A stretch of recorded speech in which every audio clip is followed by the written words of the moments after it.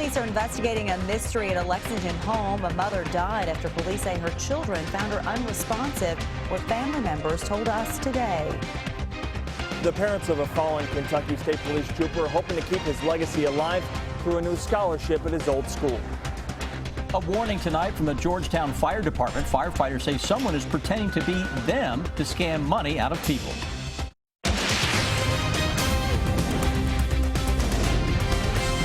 This is WKYT News at 6.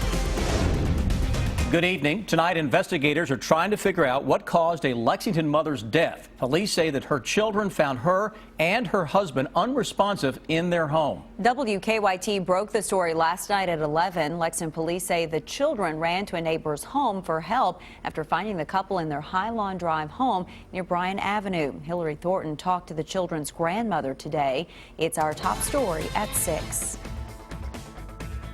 I said, Mama's over on the floor unresponsive. We can't wake her up. That is what Lois Christensen remembers her grandchildren yelling as they came to her for help after finding their parents on the floor inside of their home. Thought was, let's get to Granny and get Granny back up here, you know, because they were scared to death.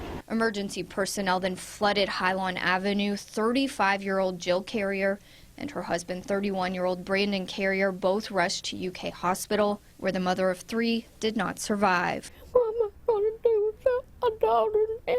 A mother now without her daughter and 3 children now without their mother, just after losing their father about 5 years ago. And then this happens to their mother, so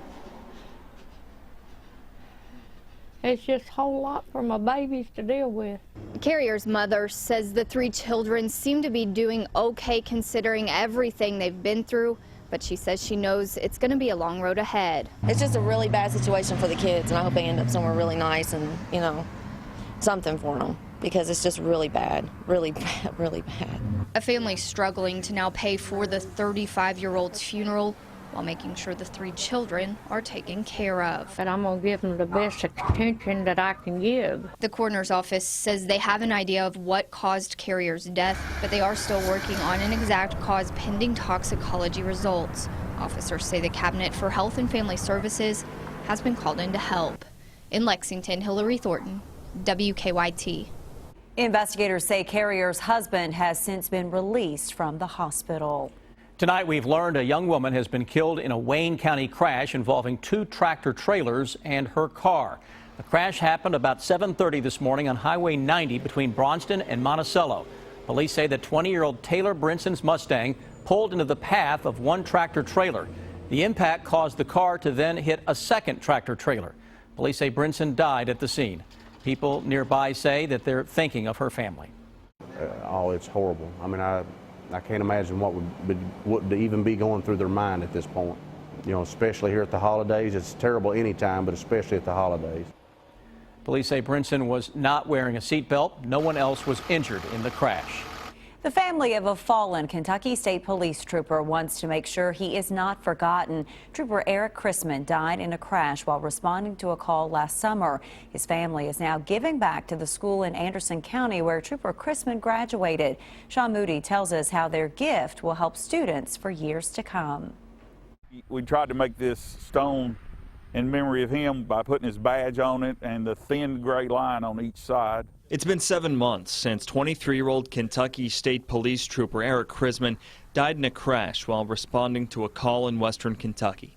His parents, Randy and Dawn, just got this headstone in a couple of weeks ago, and they tried to capture what their son was all about. Show compassion, stand up to the bully. My God is first, my family second, and everyone is family.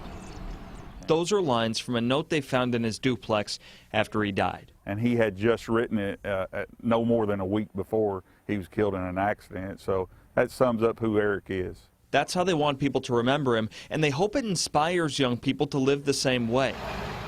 The Christian Academy of Lawrenceburg meant a lot to Eric. He was one of the first students to go from kindergarten all the way through to 12th grade, graduated in 2009. It's a close-knit school. Everyone is family, and we were so close. So Eric's sister came up with an idea to keep his memory alive through generations of that family. She said, I really want to give a scholarship in honor of Eric so that students could go to school and get the chance, you know, like Eric did, because he enjoyed learning. The Chrismans are raising money to give out scholarships to seniors who reflect what Eric stood for. The same values and spirits and just the same community mindedness that Eric had, and the love for God. They hope those young people can carry on the legacy that Eric Chrisman left behind 7 months ago. We miss him every moment of every day, but we are proud that he lived a life that we can be really proud of. In Anderson County, Sean Moody, WKYT. And if you would like to donate to the scholarship fund, you can do that at Century Bank in Lawrenceburg or at the Christian Academy of Lawrenceburg. New tonight, police have arrested a man they say is responsible for a violent robbery in an eastern Kentucky home. Hazard police charged Bransford Ollinger with first-degree robbery. Last weekend, police say he went to an apartment at Alley Gorman Tower in Hazard and assaulted the two people who lived there. Police said that Ollinger took a small lockbox from the apartment. Police say they arrested him this afternoon at an apartment on Liberty Street after receiving a couple of tips.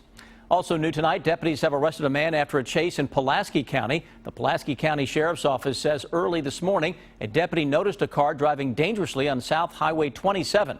The deputy tried to pull over the car, but investigators say the driver, 33-year-old Harrison May, wouldn't stop. The chase continued to Rhett Butler Road, where deputies say May stopped and was arrested. He's been charged with fleeing or evading police, DUI, driving on a suspended license, and carrying a concealed weapon. Today, Governor Matt Bevin announced he plans to transform Kentucky's Medicaid program. He's creating a team he says will come up with a new way for distributing Medicaid around the state. Under the Affordable Care Act, former Governor Steve Beshear expanded Medicaid to include hundreds of thousands of previously uninsured Kentuckians. But Governor Bevin says the state can't afford that plan. It is to find a solution for us, but one that frankly will serve as a beacon for others as well, because ultimately it's a function of making sure it's sustainable. We are spending the taxpayers' money. The team will be led by Mark Birdwhistle, who's currently Vice President of Health Affairs at the University of Kentucky. He's the former Secretary for the state's Cabinet for Health and Family Services. Governor Bevin says Kentucky's program would be modeled after a similar program in Indiana, which received waivers from the federal government. He also said if that plan doesn't work, Kentucky will move forward with a program already in place. The State Department of Corrections says no convicted felons had voting rights restored before Governor Bevin stopped an order that allowed the process. The department says 180 applications were under review to make sure they met the criteria in former Governor Beshear's order. But last week, Governor Bevin issued an order that stops that previous order. He says he wants the state legislature to decide if nonviolent felons should have voting rights restored.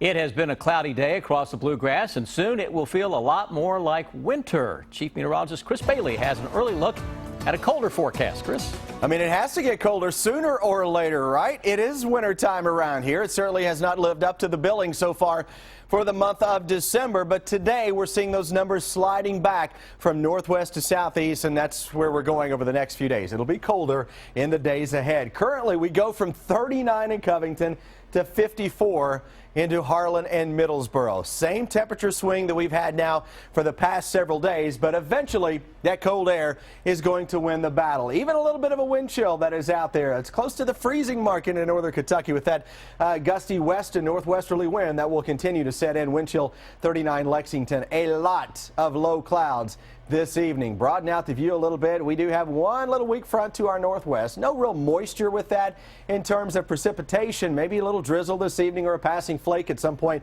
the next couple of days, but the overall flow is a much colder one, and we keep the clouds in place. Look at that hour by hour future radar and future satellite view. Keep those clouds in place right on through the overnight and into most of the day tomorrow. But when I come back in a few minutes, we will look ahead to a rather cold and a quiet 7-day forecast. I don't think too many folks will complain about the quiet part of that forecast, guys. That sounds good.